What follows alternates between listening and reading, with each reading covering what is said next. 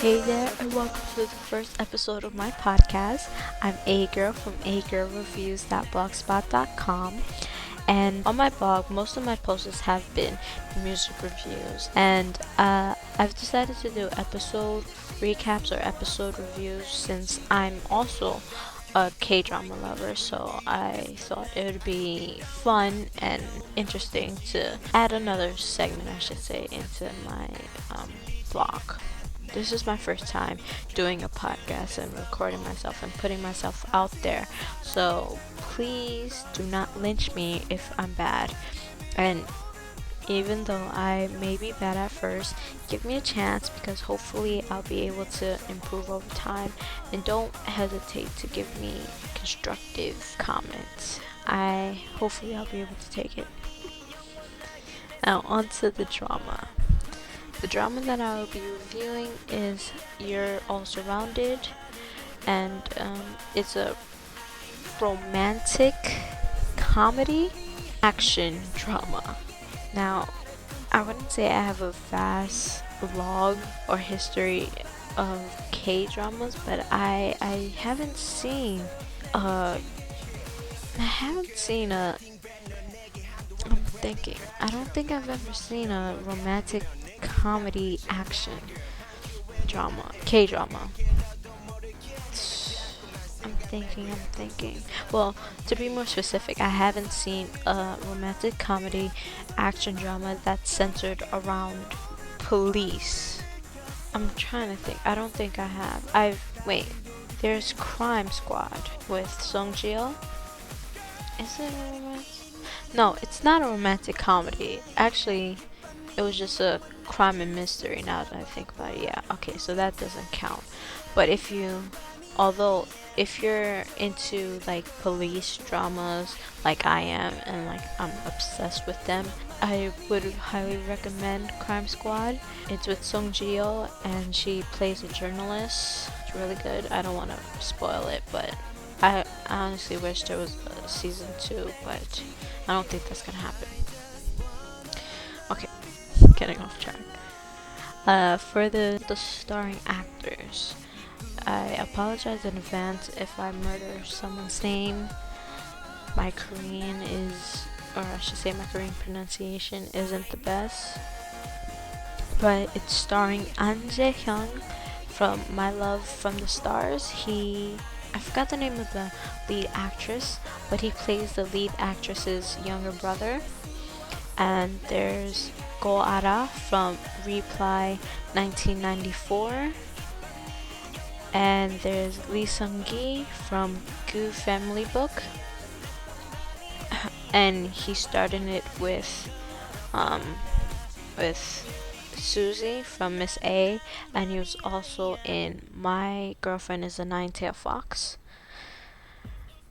And I'm gonna say this: no one murder me. Murder is illegal. Just remember that. I haven't seen My Love from the Stars nor Reply 1994. I don't know why I haven't seen them. I tried to watch My Love from the Stars and I got through like a few episodes. I don't remember where. I think 2 maybe. And I just stopped. I don't know why. It's not that I wouldn't say that it's boring. It's just that it hasn't caught my attention, because usually by episode 1 a drama is, or I should say episode 2, a drama has caught me and I'm like locked in. If it hasn't locked me in by that time, then I'm probably not gonna you're not gonna see me binge watching it through the night, or you're not gonna see me crying over the episode. But eventually I'll be able to watch it. About Reply 1994, I have no excuse. I haven't even seen one episode. I haven't even tried to watch it. I don't know why. I don't think it's gonna be that interesting. because there's like a specific genre of K-dramas that I like, and it doesn't really fit into any of it because I like sci-fi, I like historic dramas, I like supernatural dramas, I like action dramas, I like thrillers, anything with police. Well, I wouldn't say anything with police because I haven't seen Who Are You. Though I tried to watch an episode or two, but the acting was really bad, even though I love Taekyon. Oh, wow, I really went off track. Now, what were we talking about again? Oh yeah, you're all surrounded. For You're All Surrounded, the episode started. I like the way the episode started because I don't understand how they did a car chase with a minivan. Now that I think about it, it was funny. It was refreshing, honestly, because lately I've been watching a lot of romantic comedies, and to see someone just constantly, to see the lead actor, not the lead actor, the lead detective just constantly cursing is hilarious to me. And then they go to the flashback. Now with the flashback, it was, at first, I'm gonna be honest, I was a bit confused because I saw the lead detective and he looked exactly the same. There was no difference, and it kind of confused me a bit. But maybe I'm just slow. After a bit of confusion, when gosh, I forgot his name. What is his name? What is his name? For the flashback with Go Ara's character Susun and Sungi's character Daegu, when they kind of clashed over some soul girl. Like, I don't understand how the soul girl insulted Susun for her accent when she's in the country. Everyone around her has accents. Your boyfriend or whatever has an accent also.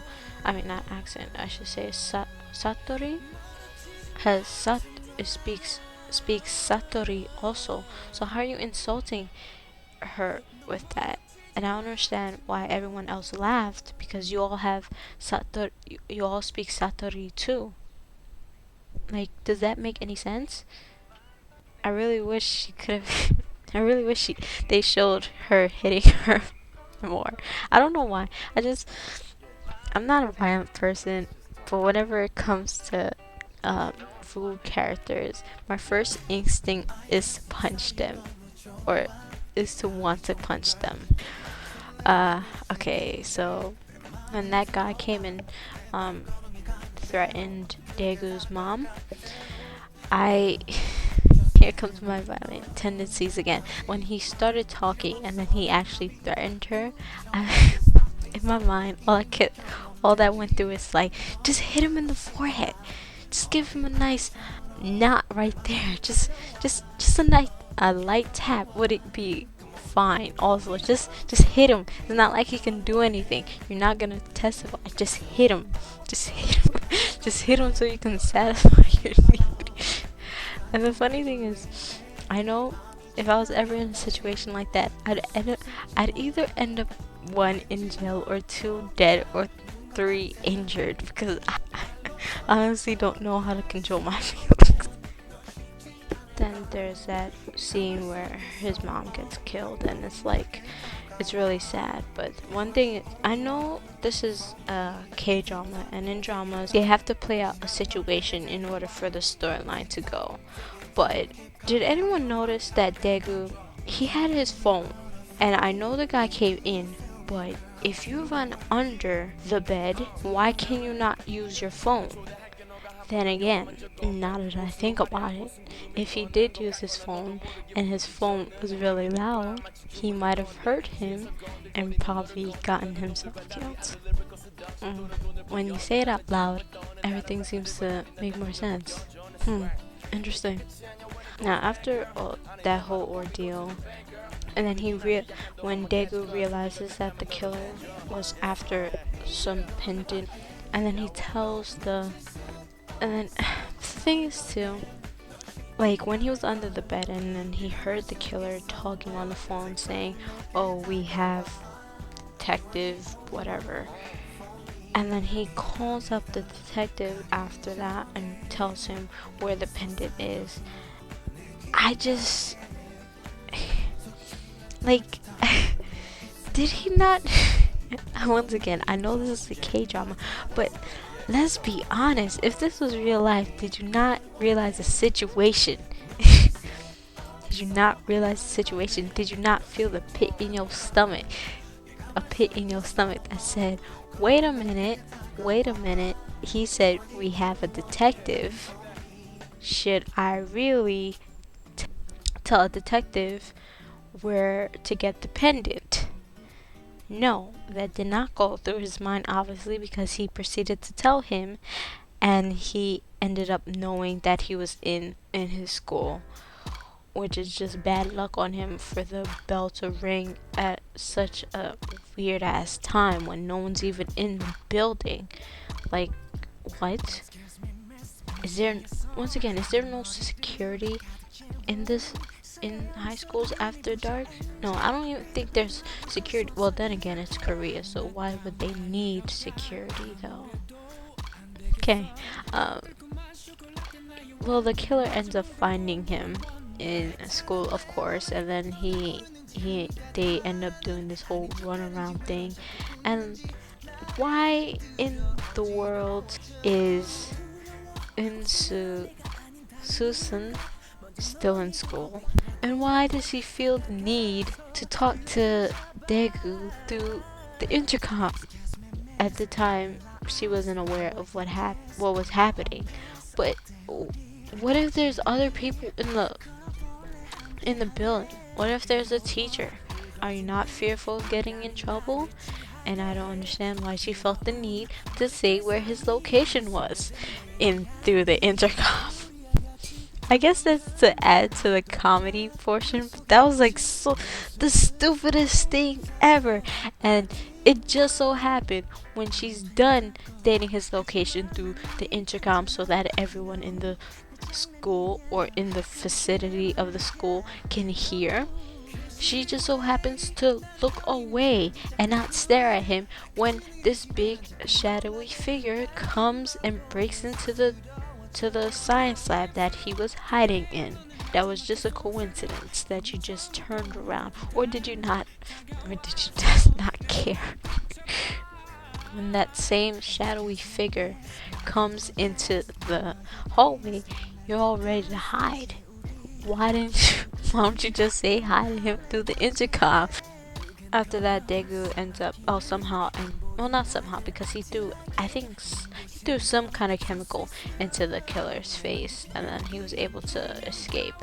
I actually was expecting him to grab the pendant, because that's what I would have done. I don't know why the killer wanted it, but, you know, you can't let killers get what they want. Not at all. You keep the pendant. You keep whatever they want, even though they try to kill you. You know why? Because that's what police do, or I should say crime shows do. Anyway, so he ends up escaping, and I really want to know, they'll probably say or explain it later on, but I really want to know, how did Daegu survive, or who did he live with after all that, because he couldn't tell the police. And I don't think he really went to his other relatives, because if you think about it, the police would know or should know about his relatives, and they seem to be after him. After that, and then it comes back to present time, so then we meet all the rookies, which is Lee Seung-gi as Eun-daegu, Go-ara as Oh-soo-sun. Oh, her name. Gosh, so hard to pronounce. There's An Jae-hyun as Park Tae-il, and Park Jung-min as Ji-guk. Those are the 4 rookies that joined the the Gundam precinct. Yeah, they joined the Violent Crime Squad, and I didn't think Daeguk and the officer, or I should say Detective Soul, I didn't expect them to meet that quickly. Even though even in the beginning of episode 1, I saw them together. I didn't think they'd be under the same same same team, because for the agenda that I know that Daegu was gonna have, I didn't think he'd be able to control him.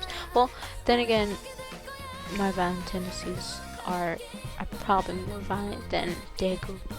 But after watching episode 1 and 2, my gut is not saying that Detective Soul is bad, but at the same time, I don't think he's all good. When Detective Soul and the woman that slapped him, when she did that, the way that she did it was like hilarious. My violent side was like, yes, yes, my precious. So they end up doing the car chase and everything, and they were sitting in the middle of the street just staring at each other. Now once again, my violent senses were tingling. They were tingling, and I was like, if I was that first driver, I probably would have run them over, or at least get close enough where I knock them over and then just go around. Because what's gonna happen? They end up chasing them, and then when Jungkook gets caught, that's one long ass knife. That's not the thing. It's not even a knife. It's probably a sword, because that thing was huge. And I really would like to know, where did he store that thing and not get stabbed while running? Did you just do you have like a sword case? Because you might as well, because the thing was ridiculously long, like unnecessarily long. The thing I really would like to know about Korea is a precedent really like that, where a criminal who even sometimes may be a suspected serial killer or a suspected violent person to just sit there across from the desk as if this is like a job interview. Like I don't see it happening. Like, you don't put that person in an interrogation room. Is there not enough interrogation rooms to do that? I understand if it's like a incident or if someone's filing a report on something, but how do you just leave someone there, like in the general public? Can he not just get up and run? Like, not get up and run, but like find something and just hit someone? Detective Soul says, after he says that, as a detective, you're not supposed to leave any a weapon, anything that can be used as a weapon, on the desk. You can't leave scissors, a knife, of course. That knife didn't even look like a knife. It looked like a hair clip to me. But the thing is, he doesn't even need a hair clip. I mean, not a hair clip. He doesn't even need a knife. He doesn't even need a scissors. He doesn't need any of that. All he needs is the chair that he's sitting in. All he needs to do is take it and then hit the closest person to him to do some damage. But anyway, the criminal ends up running away. Well, trying to run away, and then it just proceeds on. They get in trouble and everything. And then Daeguk's jackassness radiantly comes out when he blames, well, not blames, but pretty much he blames Susun, saying that I thought that my partner would keep at the same pace. And the thing is, they both fell. They both fell down the stairs when the criminal pushed them. And then when they ran after them, they both were behind him. It's not like Lee Sung-gi was like right there and then Goara tripped on top of him when he almost caught him. No. Anyway, it's supposedly illegal to be a gold digger. Which I didn't know that was possible. Like, the thing is, the argument that they made for the cases and victims does not it's not like a con artist. It's more like a straight up gold digger. I guess they are con artists, but at the same time, you should be more aware of what you do with girls, especially girls that you like met at clubs. Now, I'm not saying what they did was right, but to go to jail for that, that's not something I can see happening in the US, honestly. No, they had no choice but to make the rookies go into the club and find the gold diggers. When the fight, well, not the fight, but when the argument between the gold digger and I guess the supposed rich girl, well, it's obvious she don't know how to fight, but do you not know how to defend yourself? Like, you don't need to have a black belt in taekwondo or kickboxing or anything, but you don't know how to slap somebody's hand away from your hair, or probably not punch them, but bite. I don't do something, not just fling your arms all around while your hair is getting pulled. Like, I don't get it. The rich girl who supposedly is really tough, didn't even really do anything. All she did was pull people's hair. And that's not fighting, that's just pulling your hair. Why didn't you just pull her hair back instead of yelling? Well, before the fight started, they show that Daekook has a photogenic memory, and it didn't translate well with me, I should say, because it's like, are you for reals? Because it really seemed like he had a photogenic memory when he was younger and when he was trying to defend that slow girl like an idiot. And whenever it comes to crime solving shows, whenever there's someone that's really smart, I almost automatically like that person more.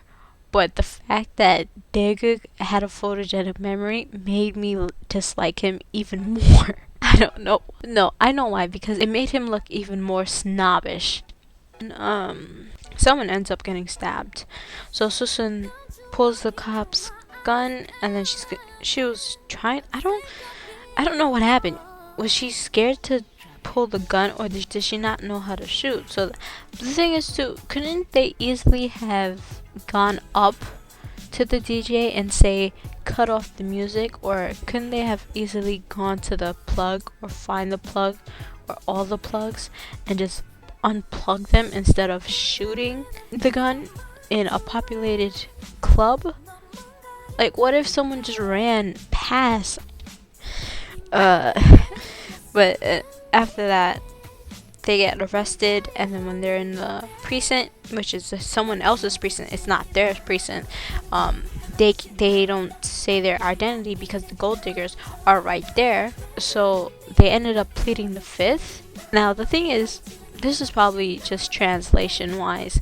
Pleading the fifth is in relation to the American Constitution. So what is the actual term in Korean? Is it also the Fifth Amendment, or is it like the seventh or first? I don't know. Do they even have an amendment that says you have the right to remain silent? Anyway, so then they ended up going to jail, all of them. And the thing is, too, once they got into the cell, Jiguk said Susun's name, like her whole name. So it's like, what are you doing? What do you mean you're not gonna reveal your identities when you just said it?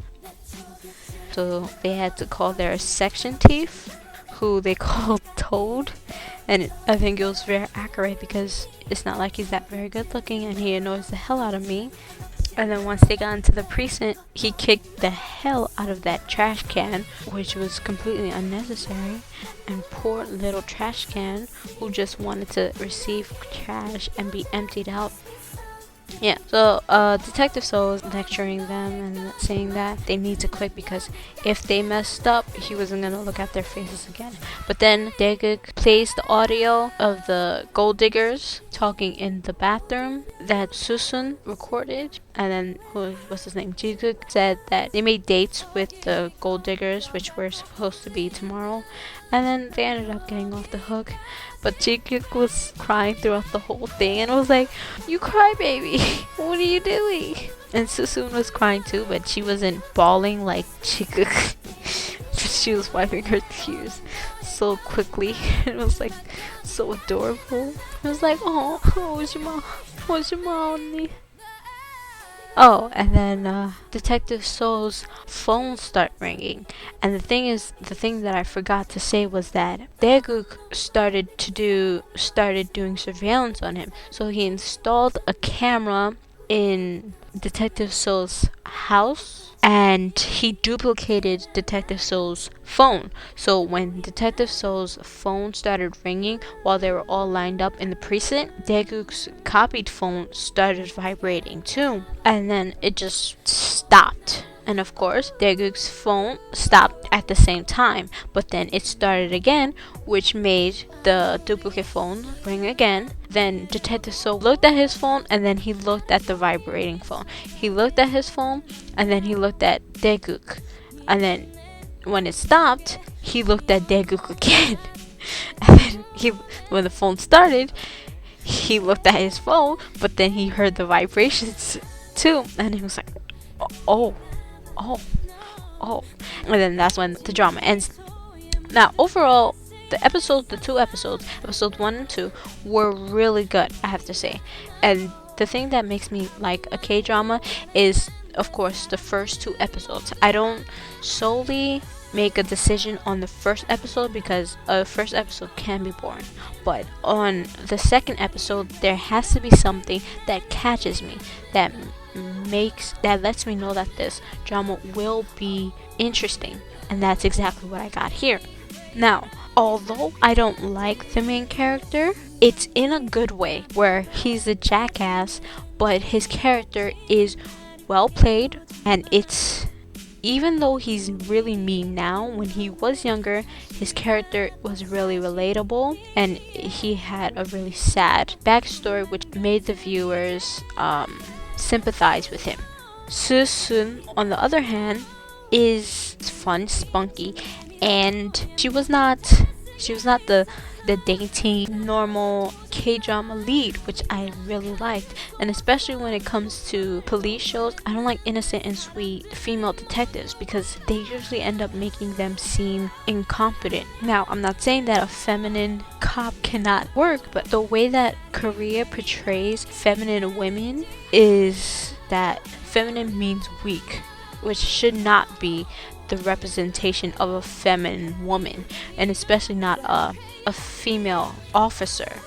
Like, you can kind of see, well, not completely see, but you can kind of see it in the other female officers, where the smidget that you see of them is them gushing over the handsome rookies, and instead of like being mean to them and saying, oh, they're not gonna make it in this precinct. You can kind of see it. Like, I'm not gonna get into the sexism in Korea, but I'm just trying to show you my perspective on things and what I like and what I look in a K-drama, and especially in the female leads. Most of my favorite female leads are none of my favorite female leads are feminine ones. Like, one of my favorite female leads is, I forgot her name, but if you saw the drama Nice Guy, the female lead there, she's one of my favorites. And the actress who also plays another favorite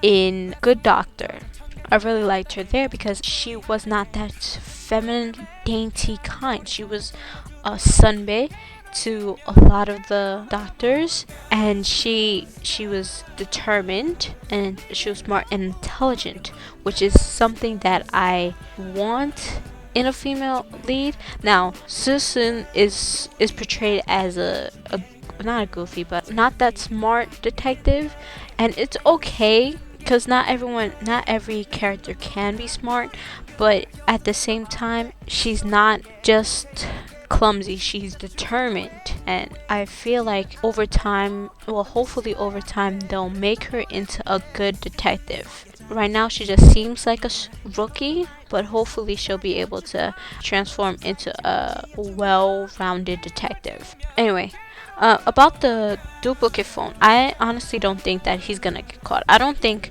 they'd really make a storyline where the main character gets caught that easily.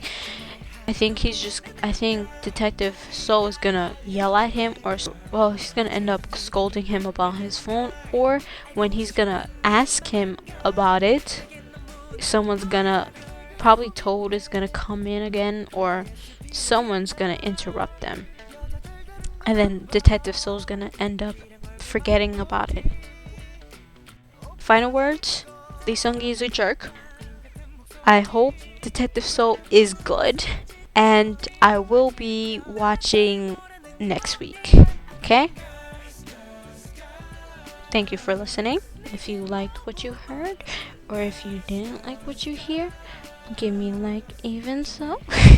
Or comment below on what you thought and tell me what you thought about this drama. Did you like it? Did you hate it? Did you think Lee Sung-gi's character was a jerk too? And thank you again for making it to the end. This has been A Girl, and see ya.